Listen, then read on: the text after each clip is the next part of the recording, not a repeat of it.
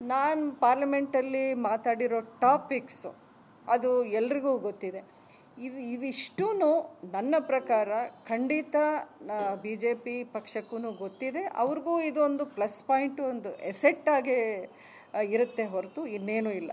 ಇಂಥ ಒಂದು ವಾತಾವರಣದಲ್ಲಿ ನನಗೆ ಅನಿಸುತ್ತೆ BJPನೇ ಮಂಡ್ಯ ಸೀಟು ಉಳಿಸ್ಕೊಳ್ಳುತ್ತೆ ಅನ್ನೋ ನಂಬಿಕೆ ನನಗಿದೆ. ಯಾಕೆಂದರೆ ಹೈಕಮಾಂಡಲ್ಲೂ ಒಳ್ಳೆ ಒಡನಾಟ ಇದೆ. ಎಲ್ಲರೂ ನನ್ನ ಬಗ್ಗೆ ತುಂಬ ಗೌರವದಿಂದ ಒಳ್ಳೆ ಒಪಿನಿಯನ್ ಇಟ್ಕೊಂಡಿದ್ದಾರೆ ಈವರೆಗೂ ನನ್ನ ಒಂದು ಇಂಟ್ರ್ಯಾಕ್ಷನಲ್ಲಿ.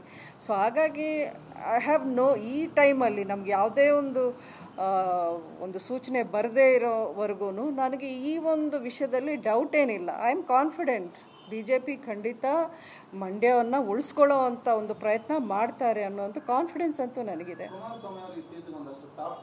ನಾನು ಅವಕಾಶ ಸಿಕ್ಕರೆ ನಾನು ಸುಮಲತಾ ಅವ್ರ ಜೊತೆ ಮಾತಾಡ್ತೀನಿ, ನಾನೇ ಹೋಗಿ ಮಾತಾಡ್ತೀನಿ, ಅವರೇ ನಮ್ಮ ಶತ್ರುಗಳ ಅನ್ನೋ ರೀತಿಯಲ್ಲಿ ಸಾಫ್ಟಾಗಿ ಕೂಡ ಮಾತಾಡ್ತಾ ಇದ್ದಾರೆ. ಅಲ್ಲ, ಯಾರನ್ನು ಬೇಕಾದರೂ ಮೀಟ್ ಮಾಡೋದು ಅದು ಬೇರೆ ವಿಚಾರ. ನನಗೇನು ಅಬ್ಜೆಕ್ಷನ್ ಇಲ್ಲ. ಕುಮಾರಸ್ವಾಮಿ ಅವರು ಬಂದು ನನ್ನನ್ನು ಮೀಟ್ ಮಾಡಬೇಕು ಅಂದರೆ ಅದೊಂದು ಕಟ್ಟಸಿ ವಿಸಿಟ್ ಆಗುತ್ತೆ. ಖಂಡಿತ ನಾನು ಅದನ್ನು ಗೌರವಿಸ್ತೀನಿ. ನಾನು ಅದಕ್ಕೇನು ನೆಗೆಟಿವ್ ಕಮೆಂಟ್ ಏನೋ ನಾನು ಮಾಡೋಕ್ಕೆ ಹೋಗಲ್ಲ. ಆದರೆ ನಾನು ಹೇಳ್ದಂಗೆ ನನ್ನ ಇಂಟ್ರೆಸ್ಟು, ನನ್ನ ವಿಚಾರ ಏನಿದ್ರು ಮಂಡ್ಯ.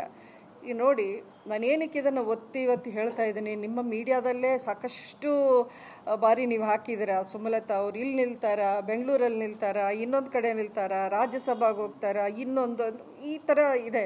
ಬಟ್ ನಾನು ಪದೇ ಒಂದೇ ವಿಷಯ ಹೇಳಿದ್ದೀನಿ, ನಾನು ರಾಜಕೀಯಕ್ಕೆ ಬಂದಿರೋದೇ ಮಂಡ್ಯ.